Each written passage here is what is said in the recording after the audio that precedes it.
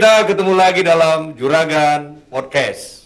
Karena kita ikutin protokol kesehatan, kita pakai masker, tapi bisa kita buka Pak maskernya.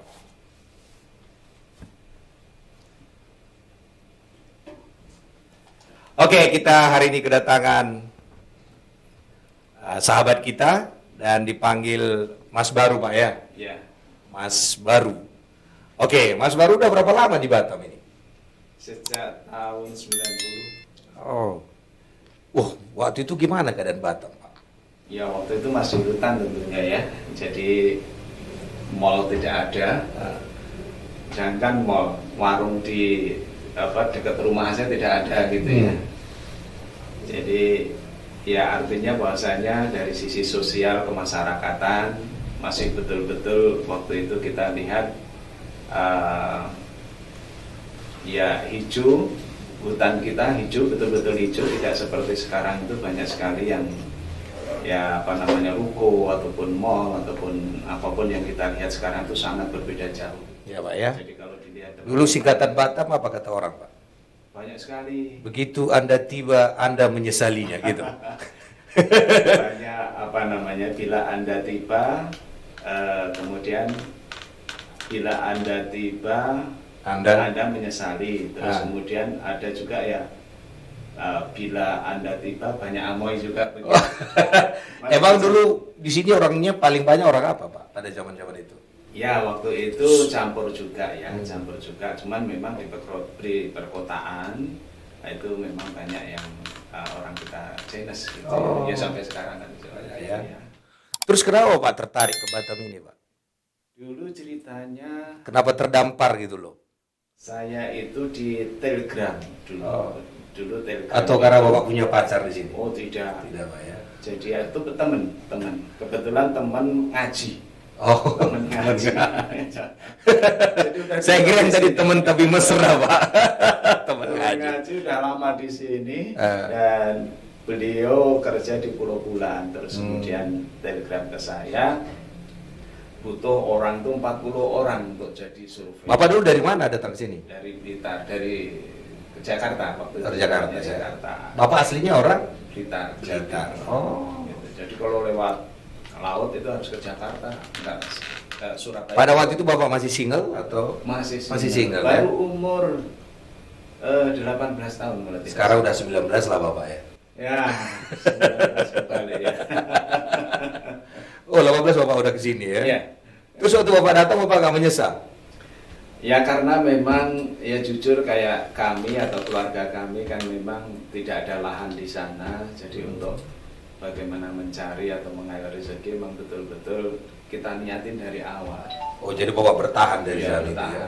Walaupun dari 40 orang itu ada sekitar 38 yang kembali. Bukan kembali ke Rahmatullah loh ya, kembali ke kampung. Jadi tinggal 2 yang bertahan? Iya, sampai sekarang ada di sini. Hebat Bapak ya? Ya, alhamdulillah. Apa rahasia bisa bertahan Pak dengan keadaan Batam yang seperti itu? Ya, satu bahwasanya kita punya tekad membantu orang tua itu yang pasti. Kemudian karena kita kecil dari nol ya bahasanya sampai kemudian kita SMA atau waktu itu saya madrasah. Jadi waktu itu saya madrasah ya tentu kan 100% dari bapak ibu kita yang memberikan bahasanya numpang hidup, praktis numpang hidup. Nah, setelah numpang hidup bagaimana kita mencari hidup. Nah, saat inilah kita mencari hidup ya. Tapi sudah mempersiapkan hidup lagi ini.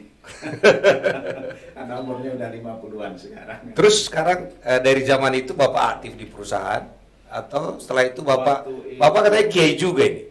Ustadz, kiai atau kok bisa ke arah situ kenapa Pak? Ya kalau di kampungnya sih ya guru ngaji gitu ya. Guru ngaji ada 60 anak-anak yang saya tinggalkan. Ya alhamdulillah sekarang ya santri kami lah ya. Ada di sini juga sudah punya anak kan gitu. Ngikut ke sini juga kan gitu. Nah, terdamparnya ke sini ya bukan berarti kenapa kok Ustadz ke sini atau apa gitu ya. Yaitu tadi dalam rangka mencari hidup. Kan ada filosofi orang Jawa itu Mas. Itu pertama adalah setiap orang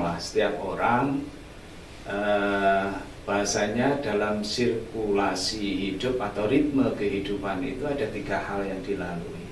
Pertama adalah tadi yang saya sampaikan, numpang hidup. 100% kita numpang hidup dikasih oleh orang tua kita. Ya.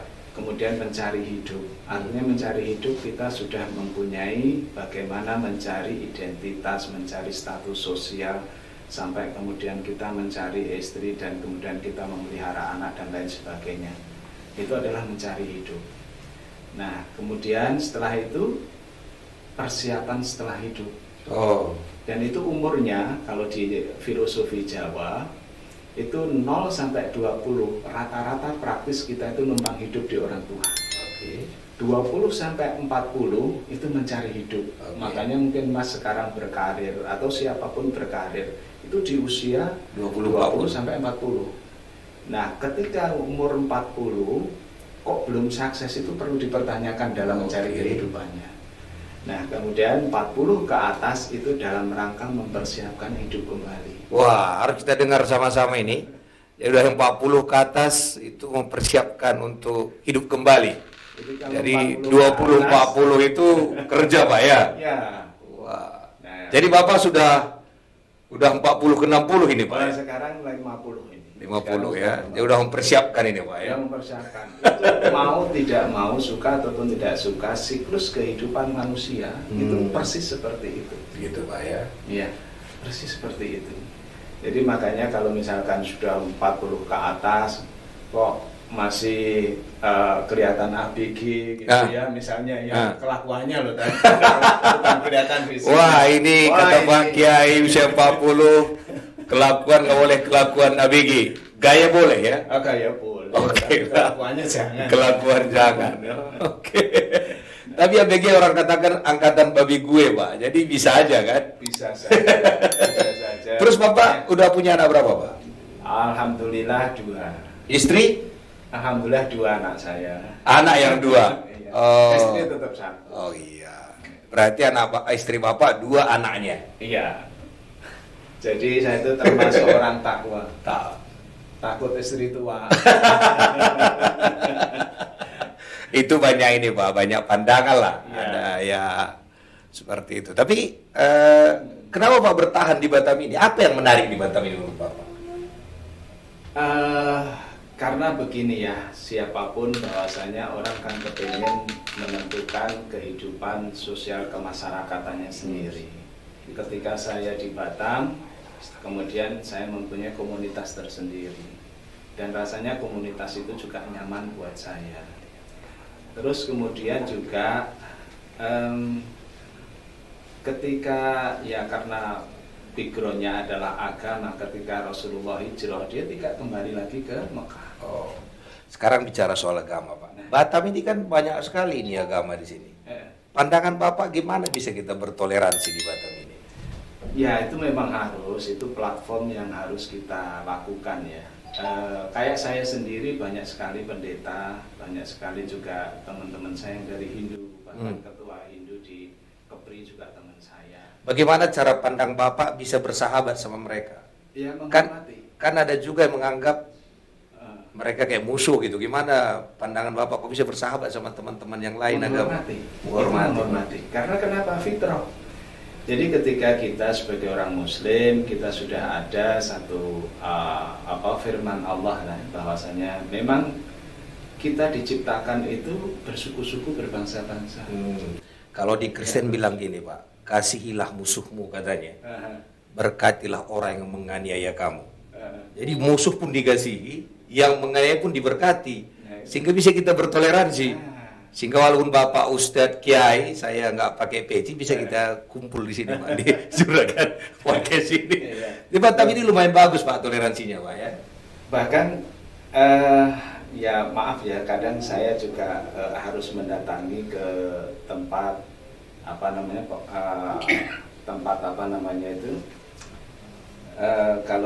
kalau non Muslim yang mereka agamanya Buddha misalkan kan ditempatkan dulu di dekat UIB itu ya. Nah saya juga sering beberapa kali juga ke sana, kan gitu kan, pakai peci ya biasa saja. Ya. Mereka teman-teman saya dari China, dari Buddha. Jadi prinsipnya kita harus menghormati gitu Pak ya. Terus tanggapan teman-teman yang beda agama sama Bapak terhadap Bapak bagaimana Pak? Ya malah justru mereka datang ke pondok saya juga. Wah ini kita perlu belajar dari kiai kita ini. Malah ditawarin pondok kami itu sama teman-teman kami yang ada di Chinese ya, yang di PSMTI, tokohnya akan menawarkan salah satu guru-guru untuk bisa mengajari Mandarin di pondok kami. Gitu. Cuman lagi progres sekarang, lagi nyari gurunya. Tapi MOU verbally sudah oke. Wah. Jadi nggak ada masalah. Kita perlu belajar bertoleransi dari Pak Kiai, bisa menerima, menghormati satu dengan yang lain. Iya, sehingga Batam bisa rukun Pak ya. Terus apa kira-kira membuat orang pengen ke Batam Pak, menurut Bapak? Apa yang menarik di Batam ini? Ya tentu sebenarnya Batam ini menariknya kan karena industri, ya industri. Walaupun saat ini kita tahu bahwa persaingan luar biasa, pengangguran juga luar biasa meningkat kan gitu. Tapi tetap menarik. Karena kenapa? Batam dilihat dari sisi perkembangannya, mohon maaf, tidak merendahkan provinsi ataupun daerah yang lain. Sangat cepat. Sangat cepat. Saya pulang Bapak dari tahun 90 sudah sekian tahun Bapak lihat cepat sekali Pak ya. Saya pulang kampung ya begitu-begitu saja. Saya ke Bandung, istri saya orang Bandung, ya nggak ada perubahan yang signifikan. Ibu ketemu sama istri di mana dulu Pak ceritanya? Oh dulu staf saya. Apa? Cinlok ya. Oh, Kiai bisa juga jatuh cinta Pak ya. Oh iya. bedanya begini. Gimana Pak? Kalau bahasa Sunda Bapak bisa bahasa Sunda? Sedikit. Saya tahunya hanya kumaha, kadia, kaditu saja. Saya dulu kuliah di Bandung. Oh di mana? Di Pajajaran. Oh Pajajaran. Jurusan fisika. Oh, iya, tapi bahasa Sunda tetap kami. Jadi ketemunya karena staf Bapak ya? Iya. Jadi ketemu, terus kemudian tidak lama dia masih masa percobaan. Terus kemudian dia curhat sama saya tentang apa namanya saudaranya yang tinggal di situ bukan laki-laki, dan saya bilang itu saudara laki-laki. Jadi Bapak hanya sekali pacaran dan menikah? Iya. Ih. Ya enggak lah, ada yang apa suka begitu. Oh. Cuman ya memang saya sangat hati-hati ya. Mudah-mudahan selamanya begitu gitu ya. Jaga gitu ya. Ada yang ada juga bahkan maaf ada Chinese Tembilahan itu senang sekali sama saya, terus ada Chinese dari Palembang. Bapak kayak Pak Kiai ini ganteng juga ya, banyak juga pengguna. Sekarang Atau dulu sampai sekarang Pak? Oh enggak. Enggak lagi ya. Kan tapi kalau orang suka kan Bapak nggak bisa larang juga. Oh iya. Orang katakan burung terbang di atas kepala kita nggak bisa larang. Yang bisa larang kalau dia bersarang. Tapi orang sukain ya terima aja lah Pak, disukain Pak. Kalau disukain ya oke aja. Oh orang Sunda Pak ya. Iya. Iya ya. Oke, kita akan ketemu lagi di sesi selanjutnya. Terima kasih.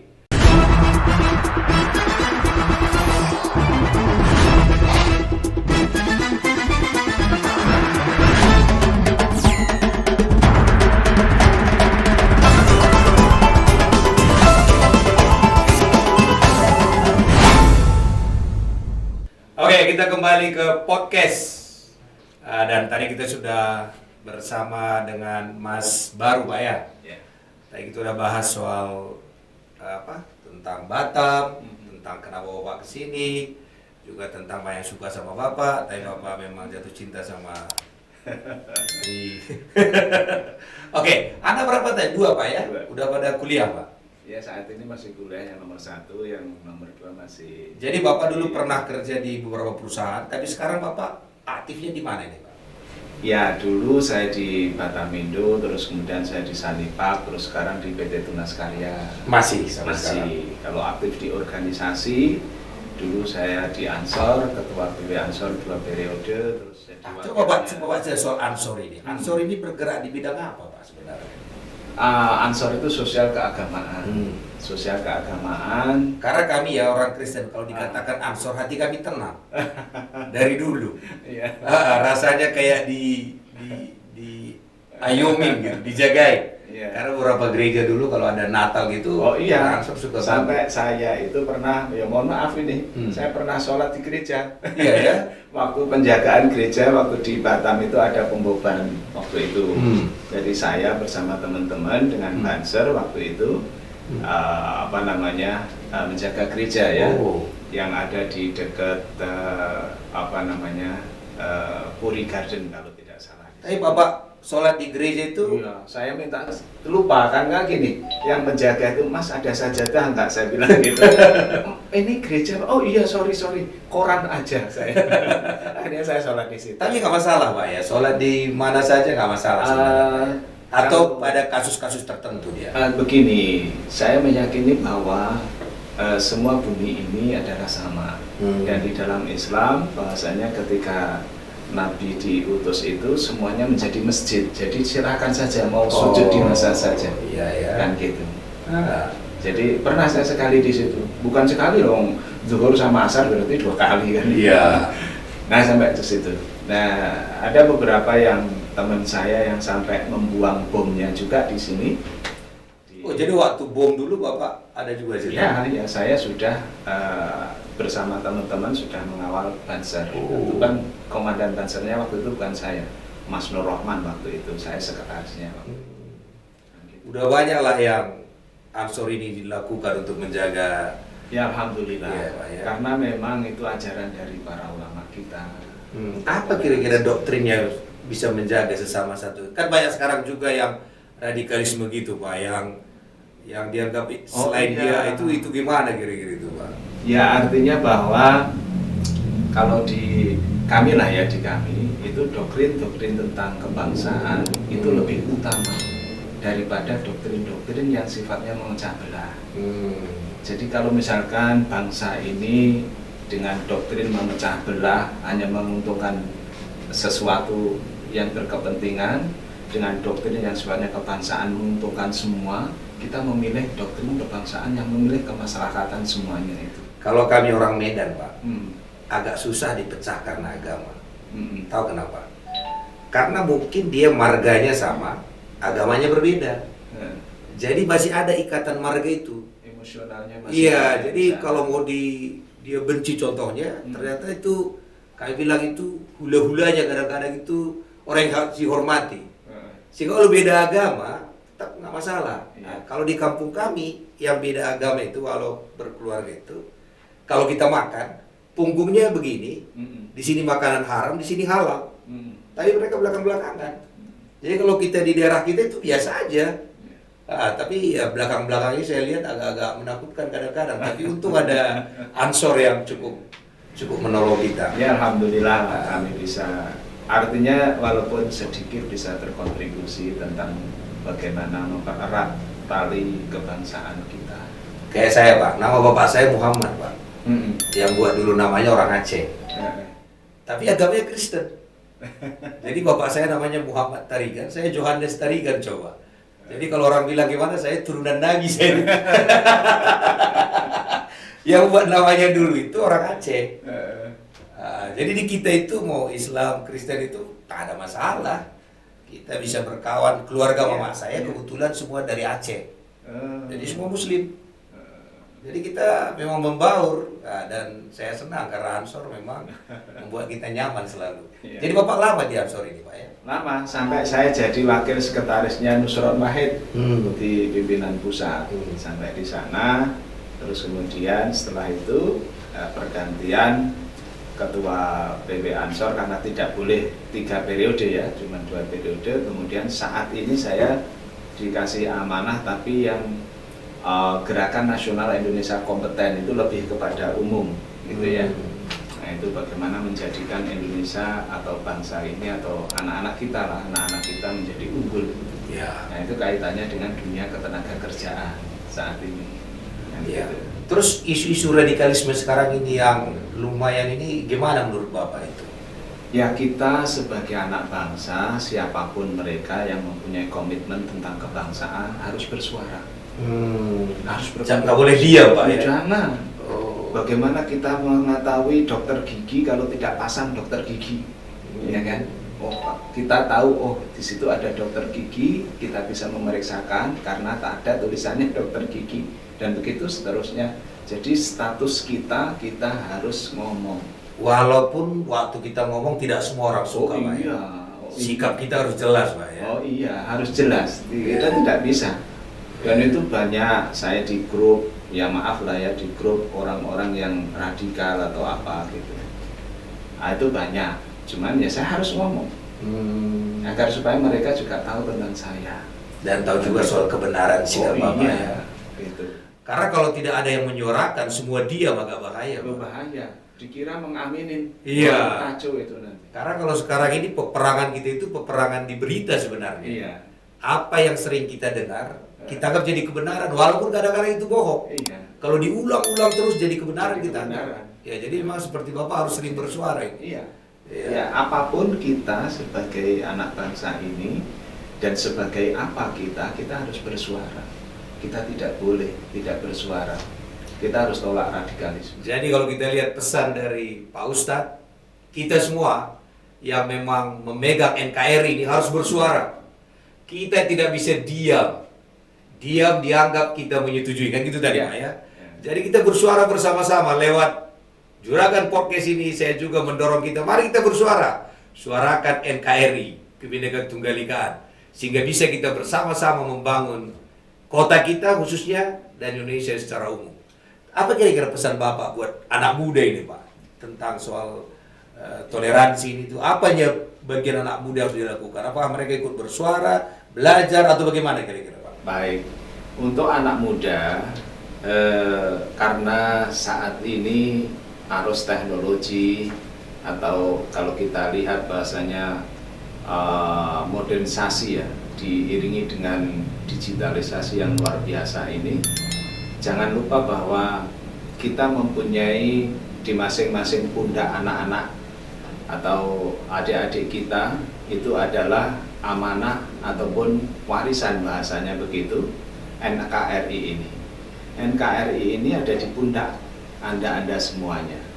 Nah, bagaimana mengurus NKRI ini sudah dicontohkan oleh para pahlawan yang telah mendahului kita. Mereka mendahulukan kebangsaannya daripada mendahulukan kepentingannya. Dan ini adalah menjadi penting. Bagaimana menjadi pahlawan, namanya saja pahlawan, pahlawan. Orang yang banyak pahalanya. Mereka tidak mengharapkan apapun, tapi mengharapkan bagaimana Indonesia menjadi utuh dan Indonesia menjadi betul-betul menjadi contoh kebangsaan di negara-negara lain. Karena hanya di Indonesia yang mempunyai platform Pancasila. Dan kemudian ada Undang-Undang Dasar 45, Bhinneka Tunggal Ika, terus kemudian NKRI. Jadi anak muda pun ikut menyuarakannya, Pak, ya? Harus. Dan yang lebih penting adalah juga supporting daripada penyelenggara negara ataupun penyelenggara daerah. Tidak boleh lengah kita, tidak boleh lengah. Karena Indonesia saat ini bahasanya ancaman tidak hanya dari luar tapi juga dari dalam. Karena kita tidak bisa lagi untuk memfilter arus informasi apakah itu benar ataupun salah. Jadi masing-masing orang harus mempunyai komitmen, mempunyai jati diri untuk bisa memfilterin dirinya sendiri. Dan yang lebih penting adalah menyuarakan itu. Iya, jadi pesan bagi kita semua, khusus anak muda, mari kita suarakan suara kebinekaan NKRI. Saya tadi Pak Ustadz katakan kepada kita, jangan diam saja. Handphone kita lah senjata perang kita sekarang untuk melawan semua ketidakharmonisan. Dan dengan handphone itu bisa kita suarakan suara kesatuan di seluruh Indonesia ini.